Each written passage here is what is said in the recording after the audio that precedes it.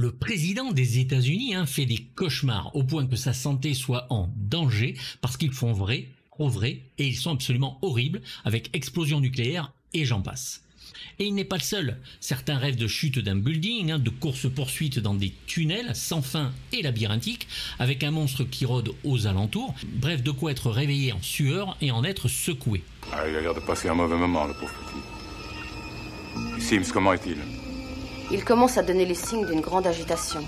Heureusement, le professeur Novotny a en effet inventé une machine où on peut s'introduire dans les rêves des gens, comme Freddy Krueger, effectivement, qui apparaîtra 3 mois plus tard aux États-Unis, et peut-être aider ces gens à se tirer de ces cauchemars, pouvant aller jusqu'à les tuer ou les aider s'ils le veulent.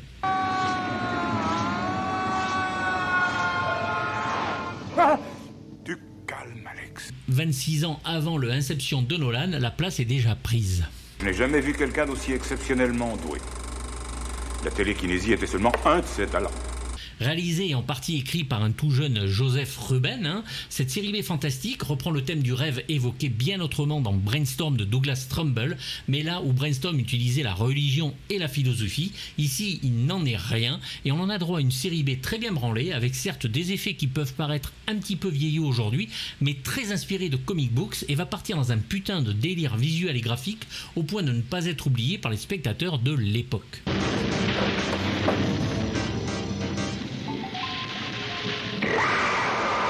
Les effets spéciaux, en effet, vont être créés par la firme DreamQuest Image, responsable de certains effets sur Blade Runner, V, la série Gremlins, Daryl, Predator, Moonwalker, Beetlejuice, Abyss, Total Recall, The Crow, The Mask, Waterworld et tant d'autres.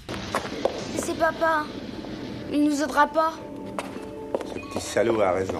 Scène anthologique d'un Washington post-nucléaire, un couloir complètement tordu digne des meilleurs peintres expressionnistes et un homme serpent vicelard poursuivant un gamin.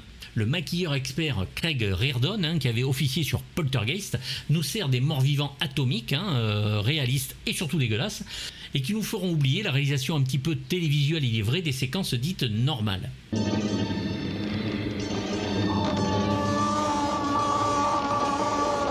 Le final se concentrera sur le combat entre le héros et le méchant ayant la possibilité d'entrer dans les rêves des gens et nous donnant une poursuite combat digne de ce nom, luttant pour ce qui est du héros pour la survie du président.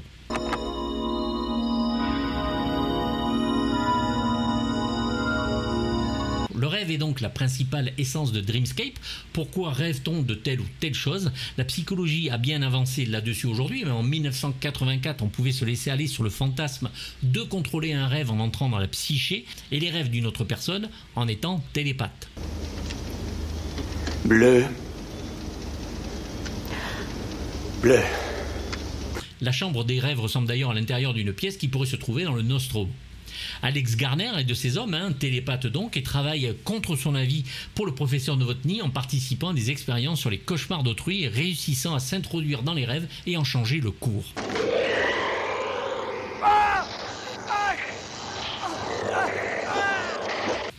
Le docteur De Vries, une belle assistante du professeur, va les aider dans ce travail. Mais ce projet est financé bien sûr par Bob Blair, qui travaille pour les services secrets et le gouvernement, qui veulent eux se servir de cette expérience bien sûr pour de mauvaises raisons. Vous n'êtes pas sérieux? Attendez, je sais que vous désapprouvez cette idée, mais je veux passer un accord de désarmement avec les Russes. Et ils vont engager un psychopathe, un Tommy Ray Glatman, pour leurs infâmes actions, notamment essayer d'éliminer ce fameux président des États-Unis. J'ai beaucoup de sensibilité. Ça m'a beaucoup affecté. C'est pas le cas de ton appétit. Nous voilà donc encore sur un film mélangeant thriller, science-fiction et fantastique sur le fond et l'imagerie cinématographique d'une très bonne série B. Les univers cauchemardesques sont réussis pour la plupart afin que le public adhère vite au film et cela fonctionne. Seul reproche donc la banale réalisation du réalisateur qui est quand même efficace et qui s'emploie quand même à rendre un film très soigné mais banal sur la forme. Au secours, Buddy! Buddy! Le film dispose d'un certain humour dans des scènes de rêve qui sont très drôles, habilement menées vers un suspense plutôt bien foutu. Et avec mon propre frère. Coucou, George. Et devant les enfants.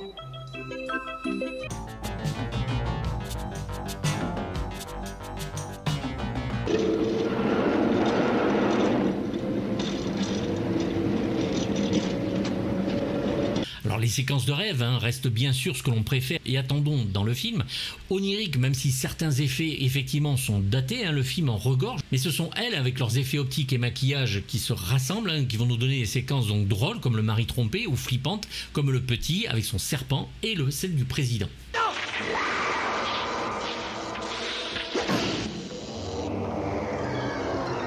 Craig Reardon va donc réaliser les maquillages saisissants sur le film et il est demandé par Chuck Russell, producteur du film, alors qu'il travaille encore sur les maquillages du film Twilight Zone. Chuck Russell réalisera plusieurs films derrière, dont le Freddy 3.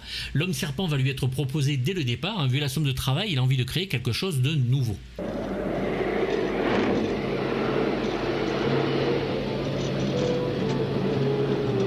À l'époque où il réfléchit, en 1982, personne n'avait encore fait de transformation en 3D. Entendez par là une transformation d'une forme à une autre en animation. « 30 têtes sculptées et filmées par Curran en juxtaposition seront nécessaires pour rendre cette transformation possible. » Abracadabra.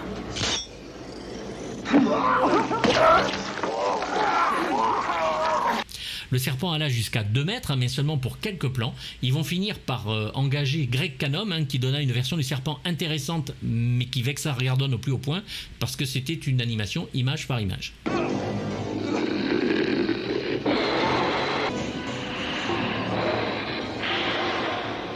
Les idées de Reardon plurent et il fut engagé aussi sec. L'homme serpent lui prit à peu près les 2 tiers de son temps et des chiens irradiés ainsi que des enfants cramés par la guerre atomique seront ainsi nécessaires. C'est lui qui vous a fait ça!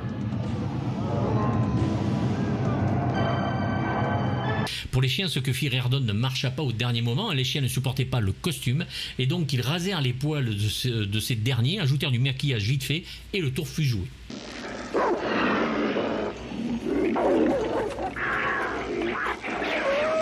Tout n'a pas été facile puisque les enfants zombifiés c'était des amateurs, des petits gamins qu'on avait engagés comme ça, mais ils ne regardaient jamais l'objectif où il fallait.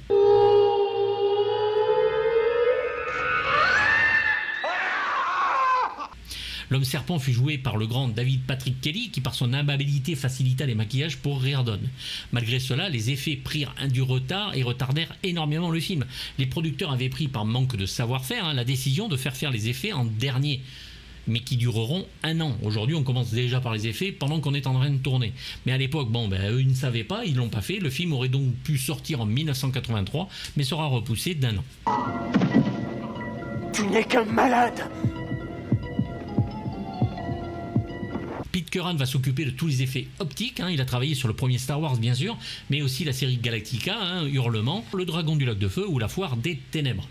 Alex, tu n'as pas de cœur. Il est spécialisé sur les écrans bleus de ce film.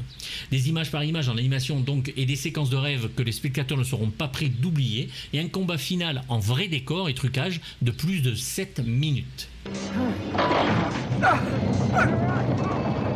Ce n'est qu'un rêve, Alex.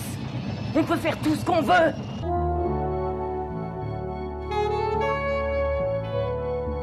Non, les avertir ne servira à rien. Blair a la main mise sur la police et le FBI. Alors Dennis Quaid, que l'on adore, vient de sortir de films comme Les Dents de la Mer 3 de Joe Hales, Oui ça arrive, je m'en occupe, et L'étoffe des héros de Philip Kaufman. Il va enchaîner Ennemi de Wolfgang Petersen, Big Easy, le flic de mon cœur de Jim McBride, ou L'aventure intérieure de Joe Dante.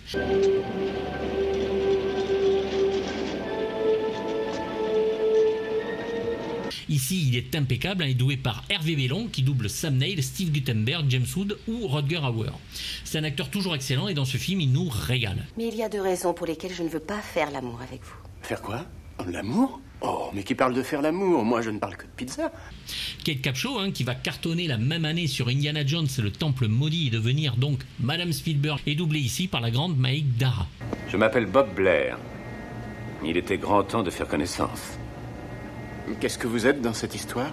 Christopher Plummer fait encore une fois le gros bâtard de ses morts. Il joue ici bien sûr le grand méchant. C'est un acteur absolu, souvent démentiel et à la filmographie très peu critiquable. Voulez-vous que nous parlions de ces cauchemars? Il joue le rôle de Bob Blair, doublé par Gabriel Catan, connu pour ses nombreuses voix, comme le général Trotman dans Rambo 1 et 3. Ils pensent que quand ils dorment, la vie qu'ils ont en rêve est aussi réelle que la vie éveillée. On ne présente plus bien sûr Max von Sydow dans le rôle du professeur Novotny, ici en gentil, ce qui est assez rare, après le roi Osric de Conan ou le Ming de Flash Gordon. Puissent arriver à se projeter psychiquement à l'intérieur du rêve d'une autre personne. C'est un acteur absolument génial, doublé ici par Georges Aminel, et oui, la voix de Dark Vador lui-même ou de Yul Brynner. Chaque jour, il s'empire un peu plus. C'est terrifiant, je n'ai pas dormi depuis des semaines. Eddie Albert joue le président des États-Unis, doublé par William Sabatier, un des plus grands doubleurs du cinéma. Il est acteur avec une filmographie absolument impressionnante, tant à la télé qu'au cinéma. Tu t'imagines peut-être que t'es devenu un homme très important maintenant? Presque aussi important que moi. David Patrick Kelly, que l'on adore ici, a joué bien sûr dans Les Guerriers de la Nuit et 48 heures de Walter Hill, Twin Peaks, la série de David Lynch, ou The Crow d'Alex Proyas.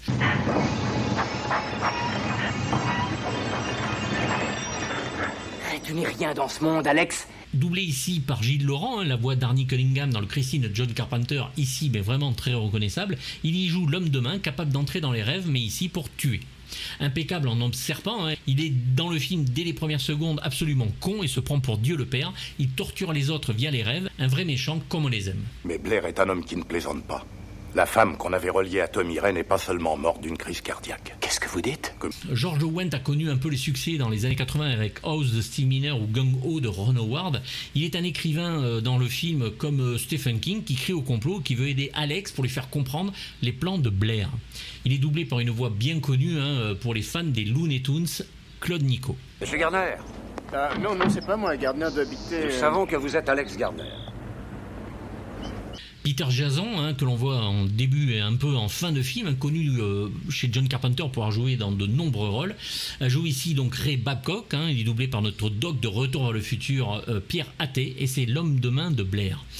J'aurai le devoir de vous en empêcher. Détendez-vous et admirez le paysage. Accompagné bien sûr par Chris Mulkey, Gary Finch ici, qui est doublé par Max André, qui est aussi très connu, faisait la voix de Miguelito Loveless dans Les Mystères de l'Ouest par exemple, et aussi donc ici un homme de main de Blair.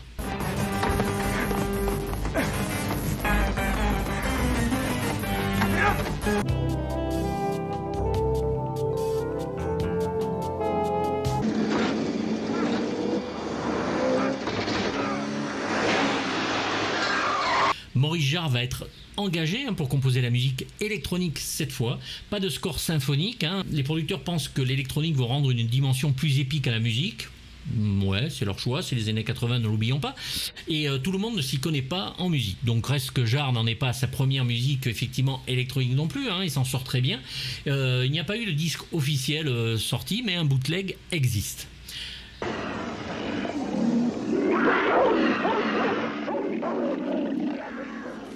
La musique apportera un style évocateur de l'image et un certain souffle musical. Jarre étant à l'aise sur les deux styles, va réussir à effectivement accompagner ces images par des sonorités vraiment différentes.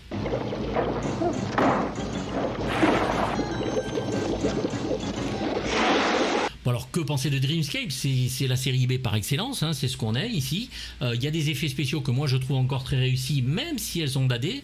Daté veut pas dire raté, mais voilà, donc moi j'aime ces séquences de rêve, je trouve ça rigolo. Il y en a qui sont franchement drôles, l'homme cocu c'est vraiment à se pisser aux culottes.